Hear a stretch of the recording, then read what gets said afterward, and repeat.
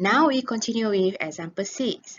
Find limit x approaches 0, 3x squared minus sine squared x over 2x squared. Let's say we use direct substitution.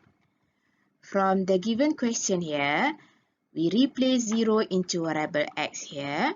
Then we get 3 times 0 squared minus sine squared 0 over 2 times 0 squared. And when we use direct substitution, no more limit expression, right? After that, we get 0 here and then minus sine squared here means sine bracket and then squared. Okay, sine 0 bracket squared.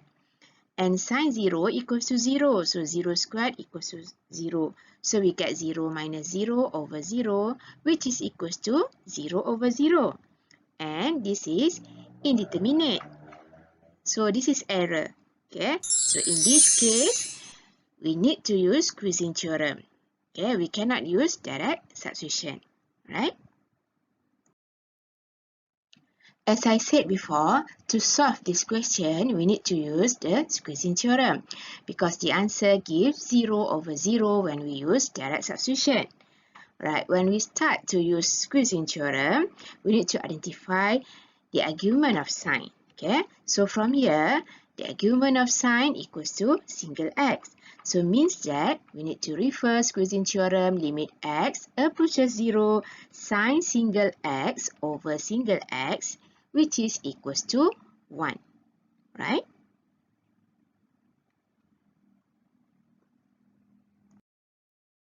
In this case, we need to extract until we can write into the form of limit x approaches 0 sine single x over single x so that we can use the squeezing theorem and we can say that it's equivalent to 1.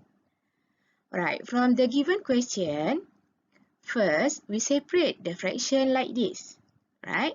So we can write equals to limit x approaches 0, 3x squared over 2x squared minus sine squared x over 2x squared. Okay, we separate the fraction, right? After that, we can simplify x squared in numerator and x squared in denominator. Then we get this, limit x approaches 0, 3 over 2 minus sine squared x over 2x squared, right? From here, we have minus sign in between here. So we can use this theorem.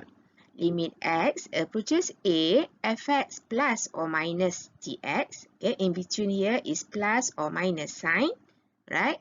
From here, we have minus sign, so we can use this theorem, which is equivalent to limit x approaches a, fx plus or minus limit x approaches a, dx. We separate the limits, right? So from here, we can write like this. Limit x approaches 0, 3 over 2 minus limit x approaches 0, sine squared x over 2x squared, right? Right, after that, we can write 3 over 2 minus limit x approaches 0, half times sine x over x times sine x over x. Okay, limit x approaches 0, 3 over 2, we can use the properties of limit.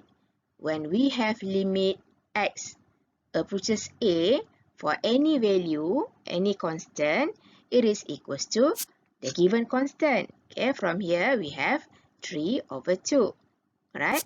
And then we can write sine squared x over 2x squared. We split to half times sine x over x and then times sine x over x. So that when we multiply all the numerator, we get back sine squared x. And when we multiply all the denominator, we get back 2x squared. Okay, that's why we write like this, right? Right, after that, we can use the properties of limits, okay, for multiplication of limit, okay. So from here, we can write equals to 3 over 2 minus, using this theorem, we can write limit x approaches 0, half times sine x over x times sine x over x equals to limit x approaches 0, half times limit x approaches 0 sine x over x times limit x approaches 0 sine x over x. We split the limits, right? Right, so then it's equals to 3 over 2 minus half times 1 times 1. Okay, limit x approaches 0 half equals to half. Using the properties of limit, limit for any constant equals to the given constant. Okay, and then limit x approaches 0 sine x over x, we can use this theorem, okay, which is equals to 1. Okay, and same goes to this limit. Okay, limit x approaches 0 sine x over x.